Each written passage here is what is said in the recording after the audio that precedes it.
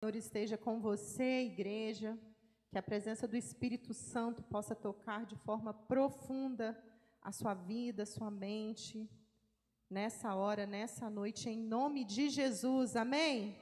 Você veio preparado para receber uma palavra de renovo para começar seu ano de 2023, amém? Amém? Irmãos, independente de ser o primeiro domingo do ano novo ou não, a verdade é que a gente sempre precisa de uma palavra de encorajamento da parte de Deus. Porque a gente passa por momentos de luta. A gente passa por momentos de aflição. E como nós ouvimos hoje pela manhã da irmã Nicole, é necessário que em meio às lutas a gente se lembre. A gente traga a memória, assim como o profeta Jeremias fala no seu livro, eu preciso trazer à minha memória aquilo que me dá esperança. E nada pode dar mais esperança para a sua vida do que a palavra de Deus, amém? Não é uma pessoa, não sou eu, mas é a obra que o Espírito faz através da palavra de Deus na sua vida. Então receba, meus irmãos, essa palavra, em nome de Jesus. Eu declaro que o Espírito Santo vai agir com liberdade nessa noite no nosso meio. Porque a palavra diz que aonde o Espírito de Deus está, ali há liberdade. Então, ele vai ter liberdade para falar com você nessa noite. Não é a Lilian, mas é o Espírito de Deus tocando o seu coração. Para a glória de Deus Pai. Amém? Você pode glorificar o nome do Senhor aí no seu lugar? Glória a Deus, aleluia. Amém, né, Natan? Isso mesmo, até as crianças louvam ao Senhor. Glória a Deus. Abra sua Bíblia no segundo livro de Reis, capítulo 6.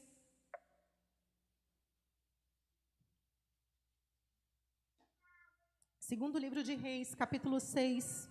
Vamos ler do verso 8 até o verso 17. Se você quiser, pode se levantar. Se você preferir, também pode ficar assentado, mas com toda a reverência à palavra de Deus.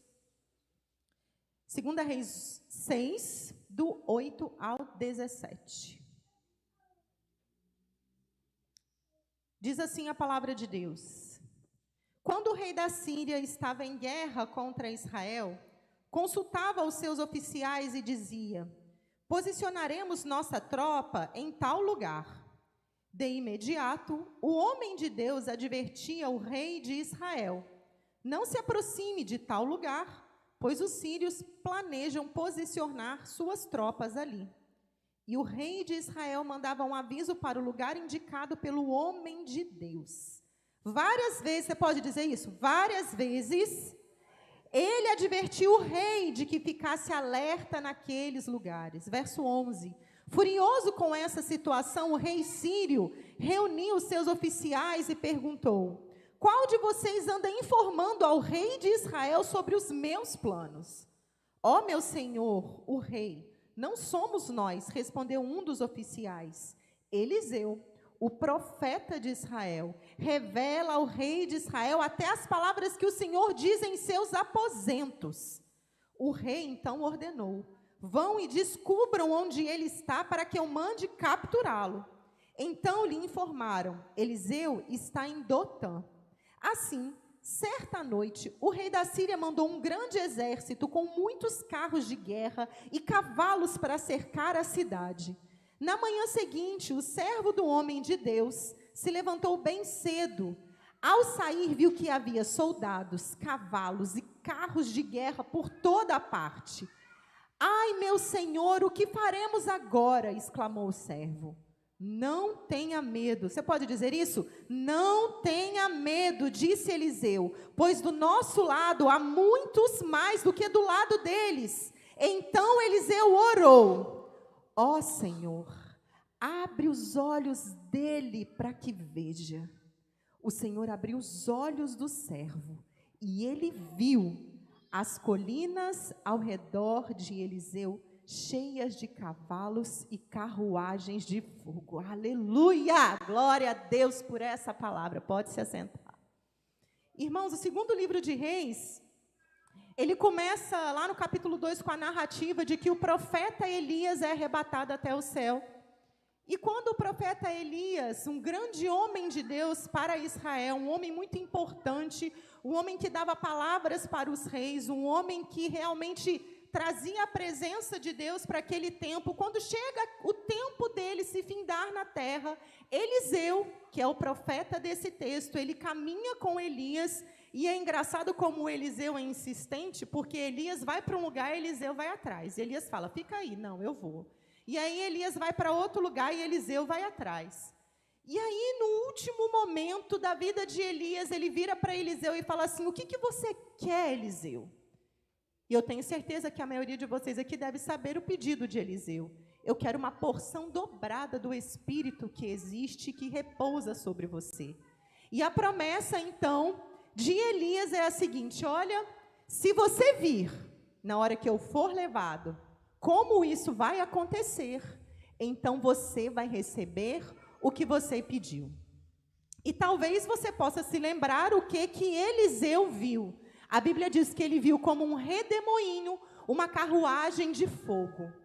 E aí, na nossa imaginação, a gente imagina uma carruagem pegando fogo, né, e um monte de vento, alguma coisa assim, porque é aquilo que a nossa mente pode alcançar, mas a verdade é que a gente nunca tem palavras para descrever visões sobrenaturais acerca do reino celeste. O livro de Apocalipse, ele é um livro de muito simbolismo, então quem lê, às vezes não entende muito bem, porque são coisas que são imensuráveis, inenarráveis para os nossos olhos e para o nosso entendimento. Então, o que a Bíblia traz, que mais se aproxima daquilo que Eliseu viu, é algo como um fogo que leva o profeta para o céu. E Eliseu começa, então, se você for ler os próximos capítulos, até a gente chegar no capítulo 6, Eliseu começa, então, seu ministério como profeta de Israel, e ele vai fazendo muitos milagres. E é incrível como a palavra de Deus se cumpre, porque se você contar os milagres de Elias e os milagres de Eliseu, Eliseu faz o dobro de milagre de Elias. O dobro. Porque a palavra do Senhor se cumpre. E num desses milagres, nós temos relatados aqui nessa palavra de 2 Reis, capítulo 6. Alguns capítulos anteriores, lá no capítulo 3, o livro vai relatar uma guerra entre Israel e Moabe. E só para a gente lembrar da história, né? Houveram 3 reis que reinaram sobre todo Israel. Esses reis foram Saul, Davi e Salomão. Então, eles reinaram sobre Israel de uma forma inteira. Depois, quando vieram os filhos de Salomão, o reino se dividiu em 2 partes. O reino do norte, que é chamado de reino de Israel, e o reino do sul, que é chamado reino de Judá. O reino de Judá tinha uma capital, que era chamada Jerusalém, onde fica a capital, hoje não, porque Jerusalém está lá, mas a capital de Israel é Tel Aviv, mas onde fica a cidade santa, Jerusalém. E o reino do norte, que era onde acontece esse milagre aqui, ele tem a capital em Samaria. E Dotã, a cidade onde o profeta estava, ficava a cerca de 20 quilômetros de Samaria. Estava tendo aquela guerra, estava tendo aquela briga. Juntaram os 2 reis de Israel, Jorão, era o rei de Israel na época, e eles estavam brigando contra o rei da Síria. E briga vai, briga vem, briga vai, briga vem. O rei da Síria começa a querer cercar o reino do norte, o reino de Israel. Só que toda vez que ele planejava uma emboscada, o que acontecia? O povo de Israel descobria. Olha lá nos primeiros versos. Quando o rei da Síria estava em guerra contra Israel, ele consultava os seus oficiais e dizia, vamos nos posicionar aqui. Então, eu estou em guerra contra esse lado de cá, e eu sou o rei. A gente vai ficar aqui, a gente vai atacar. Quando eles iam atacar, dava tudo errado. Muda de lado. Vamos lá, Thomas, com a tia. Muda de lado, eu vou me posicionar desse lado agora, eu vou atacar o outro ponto da cidade. O que acontecia?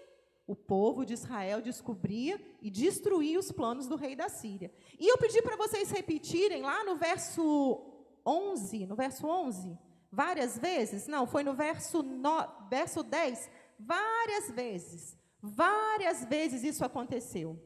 O rei montava uma emboscada, e eu nunca fui do exército, mas quem é do exército vai saber melhor do que eu. Emboscada é um plano que todo mundo sabe ou é um plano em secreto? É a palavra original aqui, quando fala que o rei da Síria estava em guerra, é a palavra emboscada. Ou seja, era um plano secreto. Nem todo mundo que estava lá sabia. Eram só os oficiais mais próximos do rei que sabiam, vamos atacar o povo de Israel. E dava tudo errado. Por várias vezes, por várias vezes, por várias vezes. E aí aquele rei, ele começa a olhar as coisas de forma natural. E o tema da mensagem dessa noite é: mude sua visão. Aquele rei começa a olhar as coisas de modo natural. Se eu planejo um plano secreto e o meu inimigo descobre o que tem no meio do meu povo, um traidor, um espião, aquele que está falando o que não deve. E aí ele chama os homens dele de confiança e ele vai perguntar lá no verso 11, qual de vocês anda informando o rei de Israel sobre os meus planos? Não é possível. Por várias vezes eu planejo a guerra e dá errado. Eu planejo a guerra e dá errado. Eu ataco pelo norte e não consigo. Eu planejo pelo sul, eles descobrem. Tem alguém de vocês entregando. Só que Deus, meus irmãos, Ele não age da forma como o homem vê. O rei da Síria, ele via as coisas conforme os olhos humanos podem ver. Ele interpretava as coisas conforme a mente dele. Ele não sabia que lá no meio do povo de Israel tinha um homem de Deus, tinha um profeta de Deus, tinha alguém usado por Deus para proteger o povo dele. E às vezes a gente passa por situações, irmãos, de pressão. Às vezes a gente passa por momentos na nossa vida onde a gente está realmente ali pressionado pelas coisas externas, pelas coisas naturais, problemas, pode ser familiar, pode ser na saúde, pode ser financeiro, pode ser até na igreja. Você está desanimado, você não tem motivação para acordar, você até acha que o mundo todo está conspirando contra você, você tem uma visão quase que vitimista da vida. Ninguém me ama, ninguém me quer, ninguém cuida de mim, ninguém olha para mim, Deus esqueceu de mim. Mas enquanto você olhar as coisas com a visão natural, você nunca vai conseguir perceber o sobrenatural de Deus. Não vai. E aquele rei que olhava para o natural, ele queria entender o que estava acontecendo naquele momento. Ele queria resposta. Ele queria buscar, eu quero uma resposta para isso tudo que está acontecendo.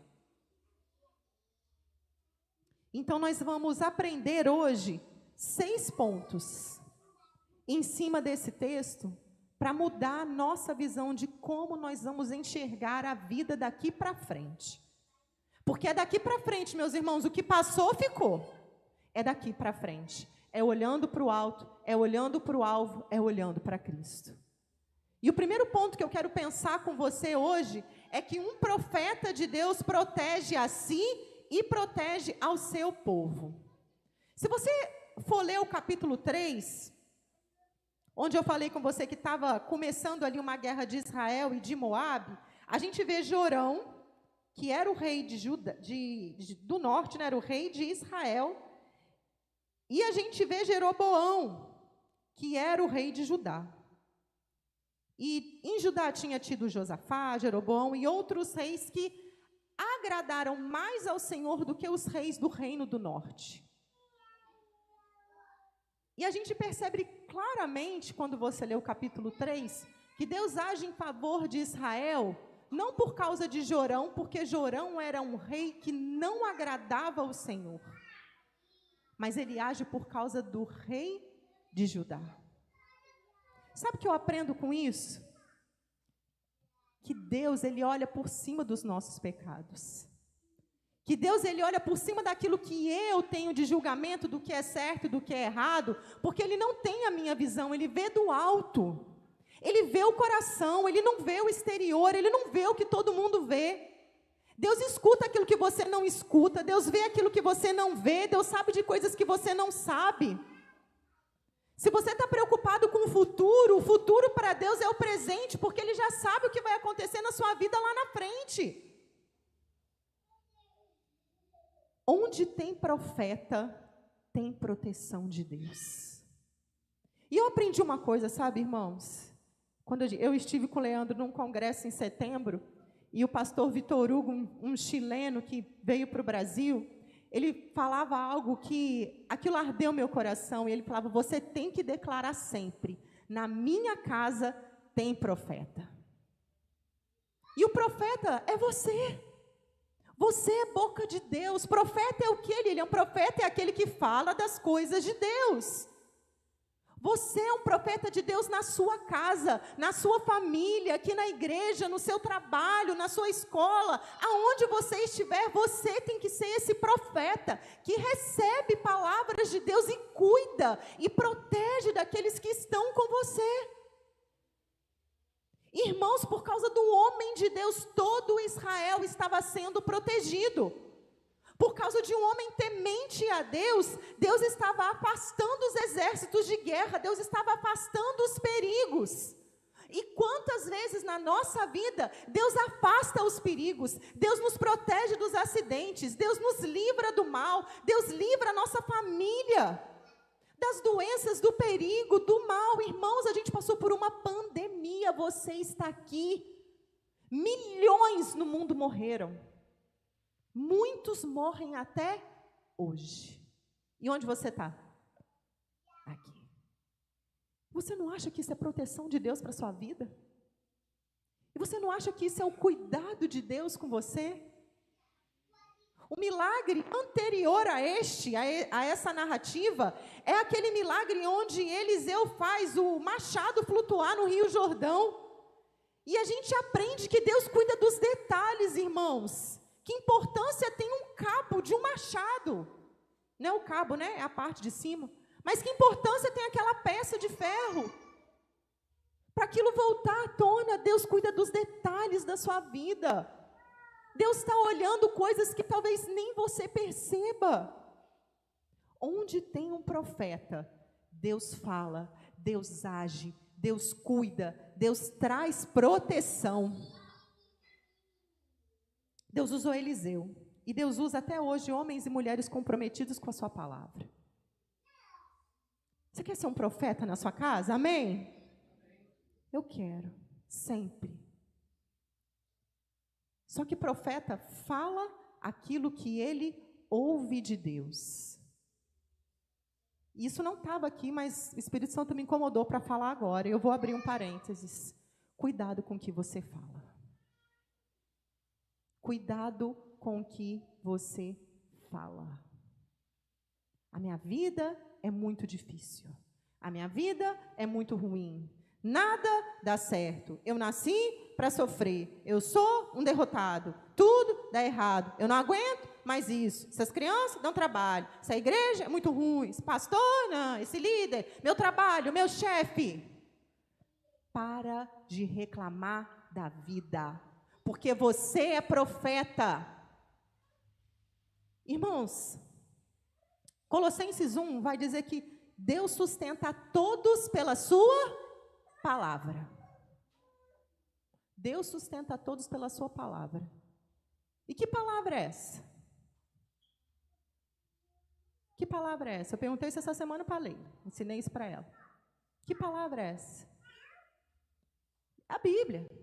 Não. As ondas sonoras são eternas. Quem estuda física aqui, um pouquinho de matemática que gosta, vai saber, mas você também vai entender, se você não gosta. As ondas sonoras são eternas. Tudo que você fala é uma onda sonora e perdura para a eternidade. Então, sabe como Deus sustenta o mundo até hoje pela palavra? Haja luz, haja céu, haja firmamento, haja água, haja fôlego de vida. Deus sustenta todos pela sua palavra, porque a palavra dele lá na criação, ela ecoa nas ondas até hoje. Tudo que você fala, grava isso, tudo que você fala fica gravado para a eternidade. Então, não fala contra a sua vida. Não fala contra os seus filhos, não fala contra o seu marido. Você é profeta de Deus e a Bíblia vai dizer lá em Provérbios que a palavra tem poder para morte e para vida. Usa a sua boca para trazer vida. Antes de você reclamar, pede para o Espírito Santo de Deus, não me deixa reclamar, Espírito Santo. Não me deixa eternizar. Não me deixa colocar para fora isso. E aí ele começa a trabalhar com você, é de dentro para fora.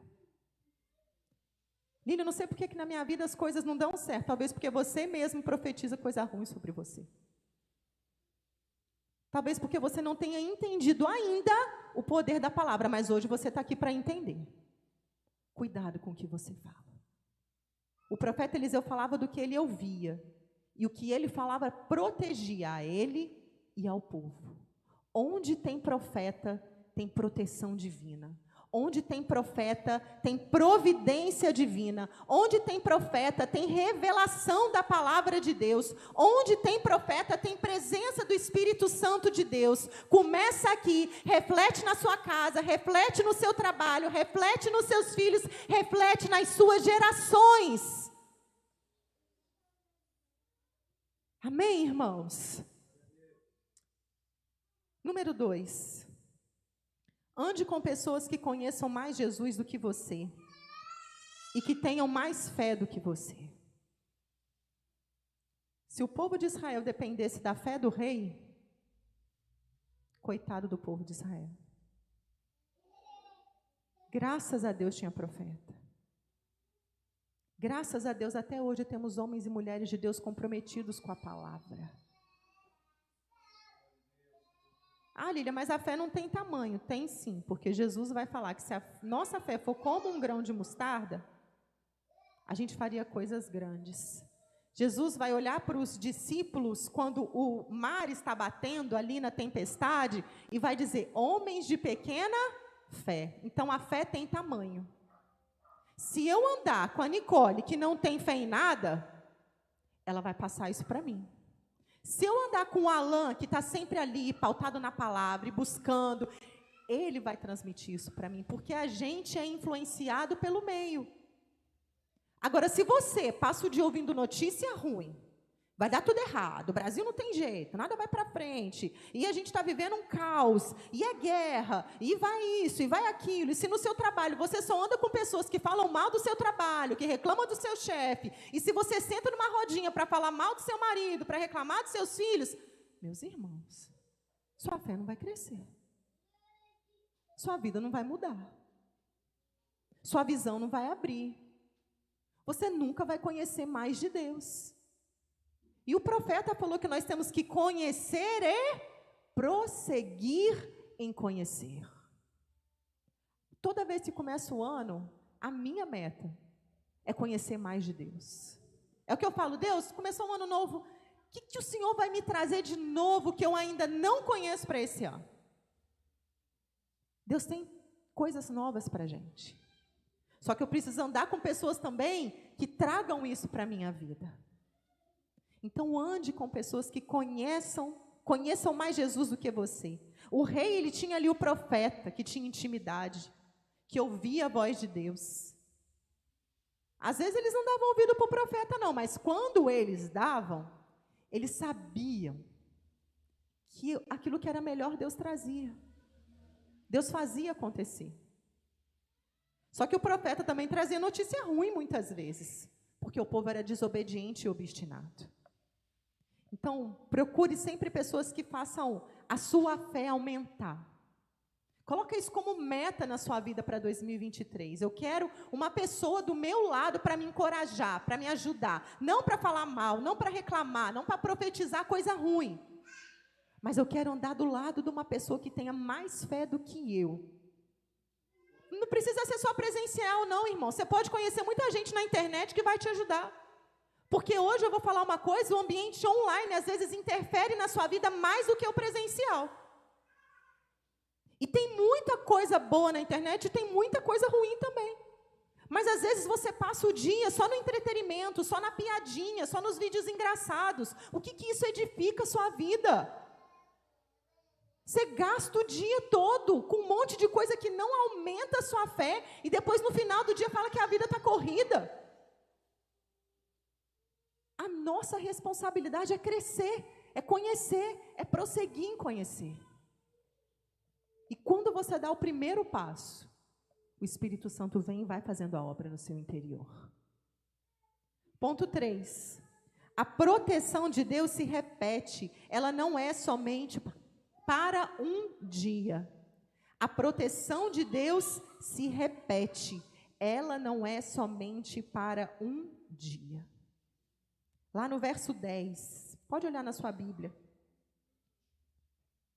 O rei de Israel mandava um aviso para o lugar indicado pelo homem de Deus, pelo profeta, por aquele que conhecia mais a Deus do que o rei. Várias vezes ele advertia, várias vezes Deus guardava, várias vezes Deus revelava antes para o profeta. Não é só por um dia, não é só por um momento, não é só por uma hora, não é só o dia que você vem aqui na frente e recebe Jesus, não é só o dia que você passa pelo batismo, mas andar com Deus é andar numa constância. É saber que Ele está cuidando de você em todos os detalhes. É ter aquela segurança. É poder deitar e descansar que independente de quem esteja lutando contra você, maior é o que está conosco. Amém? Maior é Jesus. Lília, mas você não sabe dos meus problemas. Eu garanto para você, Deus é maior do que Ele. Deus é maior. Lília, mas é financeiro, aprende a administrar seus recursos. Lília, mas é familiar, aprende a ter domínio próprio. Lília, mas é no meu trabalho, pede a Deus um emprego novo então, ou se Deus tem que te moldar em alguma coisa lá, que Ele te molde rápido para você sair da provação. Porque provação, irmãos, tem duas portas. Ou você é aprovado, ou você continua lendo até você aprender. Pode ser que tenha coisa na sua vida se repetindo, e repetindo, e repetindo, porque você ainda não aprendeu o que Deus quer te ensinar. Mas a gente está sempre querendo um milagre, a gente está sempre querendo algo sobrenatural, a gente está sempre querendo que Deus venha e, taca fogo nos inimigos, Senhor. Tem coisa que Deus vai ter que mudar aqui, dentro da gente. Tem coisa que começa em nós. E o milagre, às vezes, é muito maior aqui dentro do que o que os outros podem ver. A Isla fez uma música muito bonita e ela falava que o milagre sou eu. E quando eu entendo que milagre não é o bem material, não é a solução de certas coisas, mas que o milagre é a obra do Espírito na minha vida, a minha visão sobre as coisas muda. O milagre sou eu. O milagre é a obra de Cristo em mim. Deus nos guarda, Deus nos protege e Deus vai cuidar de você todos os dias da sua vida, amém? Várias vezes, o inimigo vinha tentar destruir Israel e mais uma vez o profeta estava ali. O inimigo tentava pela direita, pela esquerda, no norte, no sul, e aí eu me lembro do Salmo 91. Aquele que habita no esconderijo do Altíssimo, a sombra do Onipotente descansará. O Senhor te protegerá, como leu a Patrícia aqui no Salmo 121. O Senhor te protegerá, o Senhor te guardará, o Senhor guardará a sua saída, a sua entrada. 1000 cairão ao seu lado, 10.000 à sua direita, e você não será atingido. Mas, irmãos, a gente fica com medo daquilo que o homem pode fazer. Acontece um problema no mundo e a gente já está, meu Deus, e agora? A gente tem que aprender a falar mais essa palavra, a orar mais a palavra de Deus e a viver pautado nela de verdade, não só da boca para fora, mas com todo o meu coração. Está passando alguma dificuldade? Está se sentindo pressionado pelos problemas do mundo? Levanta sua voz e diz: 1000 cairão ao meu lado, 10.000 à minha direita, mas eu não serei atingido. O nome do Senhor te protege. Você é propriedade adquirida de Deus, Ele guarda a sua vida, Ele tem uma história escrita para você, Ele não te abandonou no meio do caminho da vida. Por várias vezes, Olha para trás e veja tudo que Deus já fez por você. Ele não vai te abandonar mais uma vez. Ele não vai te abandonar mais uma vez, e você pode crer nisso. Amém? Ponto 4. As manifestações de Deus em nossa vida são sobrenaturais. Aleluia, glória a Deus. No verso 11, a gente vê um rei furioso, querendo entender de forma natural como que o povo estava conseguindo fugir da emboscada dele. Ele quer encontrar uma razão, uma explicação humana, ele quer entender por que eu estou perdendo, o meu plano é infalível. Mas Deus não age só no natural. Deus age primeiro no sobrenatural para trazer depois aos nossos olhos aquilo que Ele já determinou nas regiões celestiais. Deus age no secreto. Deus não precisa ficar mostrando para todo mundo e reafirmando para todo mundo o poder dele. Ele é Deus, Ele é soberano, Ele tem o controle, ponto. Cabe a mim acreditar. Ou eu creio na soberania de Deus e descanso, ou eu não creio. Não existe meio termo. Não existe meio do caminho. Não existe, hoje eu acredito e amanhã não. Não existe, irmãos. Quem anda com Deus tem que ter constância. Quem anda com Deus tem que ter firmeza. Quem anda com Deus tem que saber que Ele é maior do que tudo. Ele é santo. Agora você acha que Deus cuida da sua vida um dia e descuida do outro? Que Ele vai fazer um milagre ou que Ele não vai fazer um milagre? E a gente fica, sabe, nessa inconstância de fé. Entra ano e sai ano e a gente está ali remoendo a mesma coisa, porque a gente não tem firmeza na nossa fé, porque a gente só olha para o natural, assim como o rei ali estava fazendo. O que está acontecendo que eles estão entendendo todo o meu plano? Não é possível. As pessoas vão olhar para a sua vida e vão dizer, o que está acontecendo com a Cecília? Não estou entendendo. O que está acontecendo? O que está acontecendo com a tia Silvia? O que está acontecendo com a Patrícia? O que está acontecendo com a Ju? Não estou entendendo, é porque não é natural, irmãos, é o agir de Deus.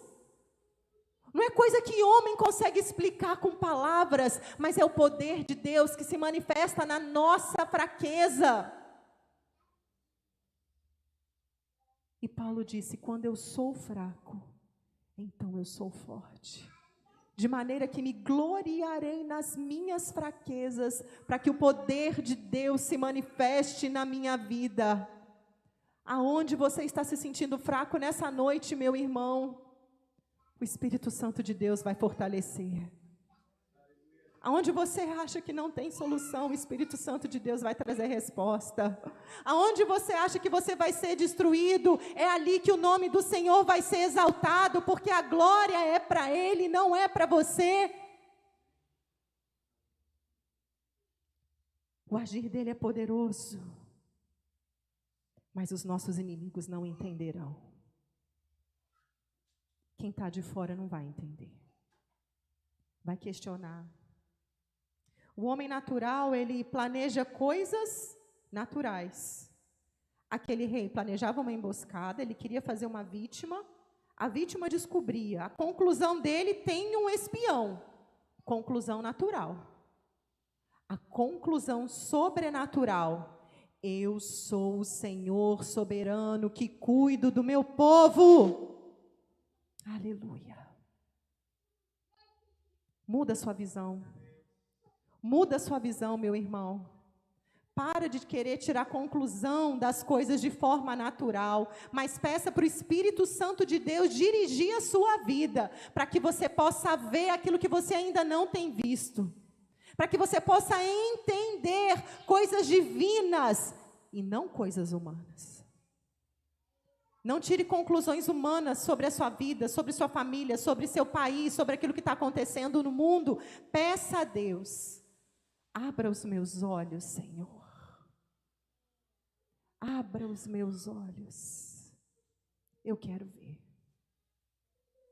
Eu quero ver, Senhor, aquilo que eu não entendo, me mostra. E sabe o que eu aprendo, meus irmãos? É que quem busca conclusão humana para as dores da vida, para os problemas, não vive pela fé. Não tem como.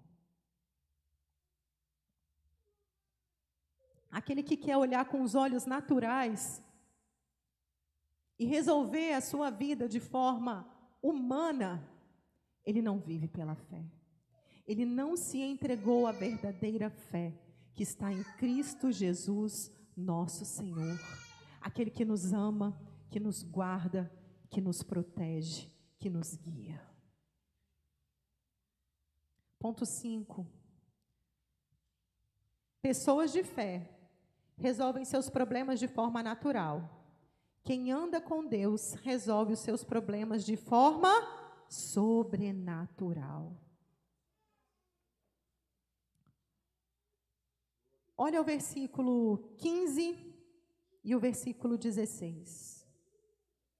Na manhã seguinte, o servo do homem de Deus, o servo de Eliseu, se levantou cedo e, ao sair, ele viu que havia soldados, cavalos e carros de guerra por toda a parte, em Dotã. Uma cidade pequena, um vilarejo. E a geografia desse lugar, ela é feita de montanhas e de vales, montanhas e vales. Então, para o moço do profeta ter visto alguma coisa, com certeza ele estava numa montanha. Porque se você está num lugar reto, você não vê o que tem ao redor. E o lugar mais alto que uma pessoa podia chegar naquela época era onde? O topo de uma montanha. Tinha avião? Tinha balão? Tinha drone? Tinha nada disso. Como que as pessoas viam as coisas do alto? Subindo, tá rindo, né, Patrícia? É isso mesmo. Subindo uma montanha. O Deus de Israel é o Deus da montanha. É o Deus que vê tudo do alto. Os sacrifícios eram feitos em montes. Deus deu os 10 mandamentos num monte. Jesus subiu ao céu no monte. A arca de Noé parou no monte. Então, monte, a altura é algo que é geograficamente muito importante para a gente entender mais de Deus. Quem está no alto, vê tudo que está acontecendo embaixo. E aí aquele moço sai de casa. Quando ele olha para fora de manhã, a Bíblia vai dizer que ele vê vários carros, cavalos, cavaleiros, ele vê várias pessoas ali próximas a ele, querendo pegar o profeta. E olha como ele tem uma visão natural das coisas. Olha o próximo versículo. Ai, meu Senhor, o que faremos agora? Primeira coisa quando você enfrenta um desafio, medo. Vai ter medo. O medo vem quando eu olho para o natural. Mas quando eu olho para o sobrenatural, eu vou dizer como o profeta diz: não tenha medo, pois do nosso lado há muitos mais do que do lado deles. Não tenha medo. Não tenha medo. Com você estão muito mais. Tem muito mais. A Bíblia diz que os anjos de Deus trabalham em favor dos filhos dele. A Bíblia diz que existem anjos de guerra. Esse texto mesmo é um texto que se refere a anjos de guerra. Irmãos, Deus coloca anjos cuidando da gente. Você talvez não esteja vendo, eu talvez não estou vendo, mas Deus coloca anjos para proteger você. E lá em casa eu sempre brinco, porque quem tem filho pequeno, e a Ana vai me entender, eles correm para todo lado. Eles tiram fininho de todas, pelo menos na minha casa é assim. Eles passam assim, falam, meu Deus, vai bater, não bateu. Vai cair, não caiu. E eu falo, deixa que são os anjos que estão trabalhando. Eu tenho certeza, irmão, tem um anjo ali protegendo. Vai, Pedrinho, corre. E vai. Eu acredito, se você não quiser acreditar, tudo bem, mas eu acredito que os anjos de Deus estão protegendo a minha casa, estão dentro da minha família, estão lá cuidando da gente. Eu creio, irmãos. Deus protege a gente.